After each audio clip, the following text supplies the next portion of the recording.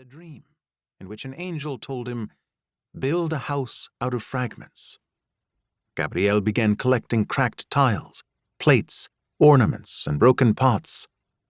Every fragment transformed into something beautiful, Gabriel said of his work.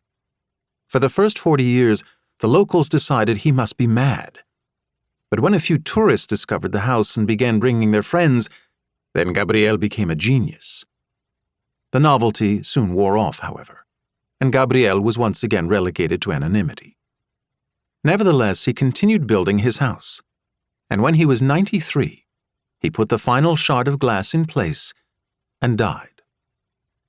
The traveler lights a cigarette and smokes in silence.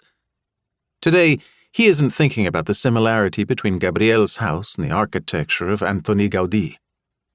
He is looking at all those fragments and reflecting on his own existence, which, like that of everyone else, is made up of fragments of everything that has happened to him. At a certain point, though, those fragments begin to take shape. And the traveler recalls a little of his past life as he reads the papers he is holding.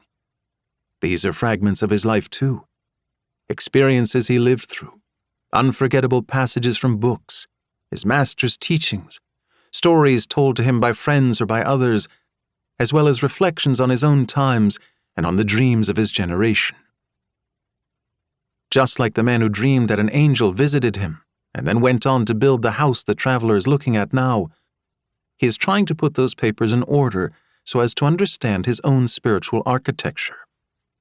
He remembers as a child reading a book by Malbatahan entitled Maktub, and he thinks, perhaps I should do the same. The Master says, when we sense that the time has come to change, we begin, unconsciously, to rerun a tape showing all our failures up until then. And of course, as we grow older, our quota of difficult moments increases too. However, at the same time, experience has given us the means to overcome those defeats and find a path that will allow us to carry on. We need to include that on our mental video as well. If we only watch the video of our failures, we will become paralyzed and unable to act. If we only watch the video of our successes, we will end up thinking we are much wiser than we really are. We need both videos. Imagine a caterpillar. He spends much of his life on the ground, looking up at the birds, filled with indignation at both his fate and his appearance.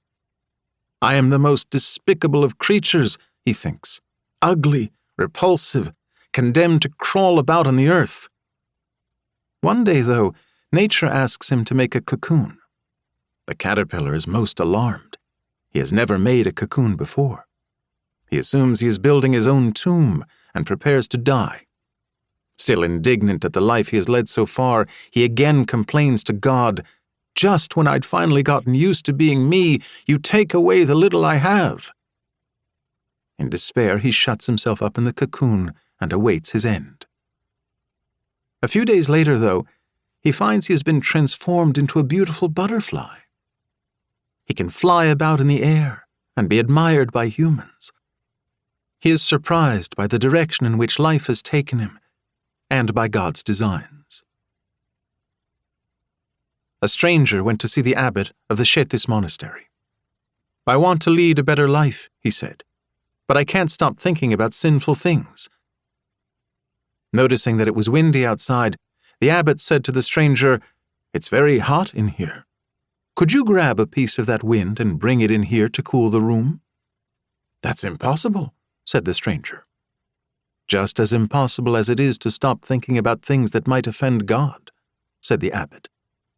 "But if you can say no to temptations, they won't cause you any trouble."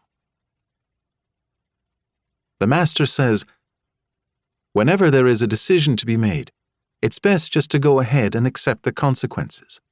You cannot possibly know in advance what those consequences might be. The art of divination was intended to advise humankind, not to foresee the future. Divination is an excellent counselor, but a terrible prophet. In the prayer that Jesus taught us, he says, "Thy will be done."